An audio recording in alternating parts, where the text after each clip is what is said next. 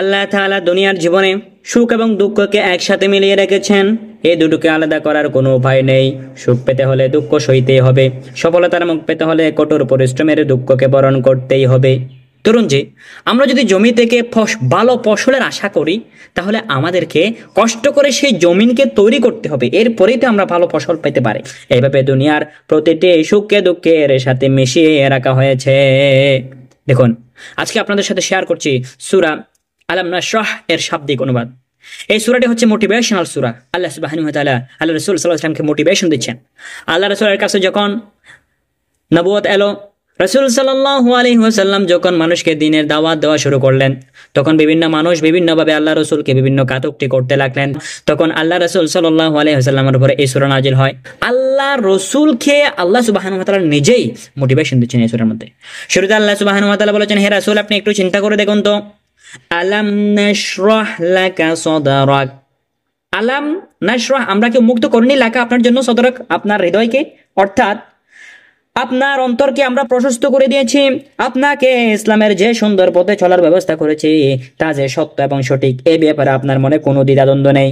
যারা এখনো ইসলামের এই সৌন্দর্য বুঝতে পারছে না, তাদের বিরোধিতা এবং দুর্ব্যবহার আপনার মন খারাপ করবেন না। অর্থাৎ আপনি যখন নিজে সঠিক পথে আছেন, তখন অন্য লোকেরা যাই বলবে বলুক, তাতে আপনার ঘাবড়ানোর কোনো কারণ নেই। আর আপনি এত এখন সঠিক পথে রয়েছেন, বাস মানুষের কথায় কান দিবেন না আপনি। এরপর আল্লাহ সুবহানাহু ওয়া তাআলা আরো বলেছেন, ওয়াওয়াদানা আনকা উযরাক, অর্থাৎ আমরা আপনার থেকে বোঝা নামিয়ে নিয়েছি। আল্লাযী আনকাদা যাহরাক, যা আপনার পেট ভেঙে দিচ্ছিল।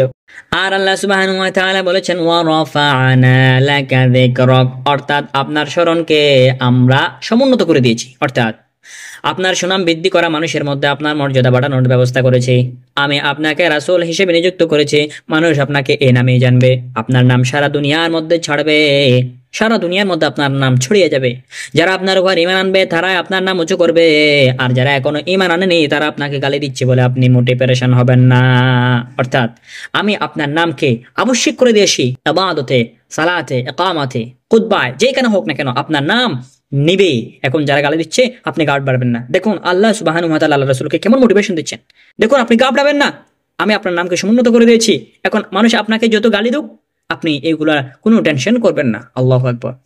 এরপরে আরো বলেছেন, ফাইন্না মাআল উসরি ইউসরান, ইন্না মাআল উসরি ইউসরা, অর্থাৎ কষ্টের সাথে রয়েছে স্বস্তি, দুঃখের সাথে রয়েছে সুখ, সুখের সাথে রয়েছে দুঃখ। এই কথা আল্লাহ সুবহানাহু ওয়া তাআলা বলেছেন। আল্লাহ সুবহানাহু ওয়া তাআলা রাসূলকে সান্ত্বনা দিয়ে, সাল্লাল্লাহু আলাইহি ওয়াসাল্লামকে সান্ত্বনা দিয়ে বলেছেন, দুঃখের পর পরে কিন্তু সুখ আসে। দুনিয়ার কোনো সুখ দুঃখ ছাড়া লাভ করা যায় না। তাই আপনার সামনে যত বড় কঠিন বাধা আসুক না কেন, তাতে আপনি চিন্তিত হবেন না। এমন কিন্তু বেশি দিন থাকবে না। আপনি যে এখন কষ্টের মধ্যে আছেন, এমন কষ্ট কিন্তু বেশি দিন থাকবেন না।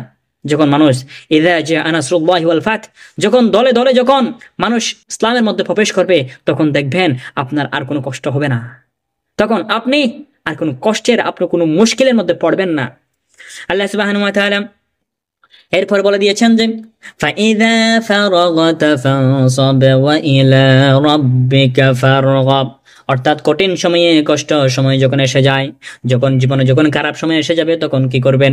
তখন বলেছেন ফাইযা ফারাগতা ফানসাব, অর্থাৎ আপনি দাঁড়িয়ে যাবেন আপনার রবের সামনে। অতএব যখনই আপনি অবসর পাবেন, তখন ইবাদতের জন্য দাঁড়িয়ে যাবেন। দাঁড়িয়ে কি করবেন? ওয়া ইলা রাব্বিকা ফারগাব, ফারগাব মানে হচ্ছে অ্যাটেনশন, মনোযোগ দিবেন, মনোনিবেশ করবেন আপনার রবের প্রতি, আপনি মনোযোগ দিবেন। মনোযোগ দিয়ে কি করবেন? জিকির করবেন, দোয়া করবেন। এই আয়াতের মধ্যে আল্লাহ সুবহানাহু ওয়া তাআলা রাসূল সাল্লাল্লাহু আলাইহি ওয়াসাল্লামকে বলেছেন যে, যখন আপনার মধ্যে যখন কঠিন অবস্থা এসে যাবে, তখন মনকে মজবুত করার জন্য কি করা দরকার আপনি কি জানেন?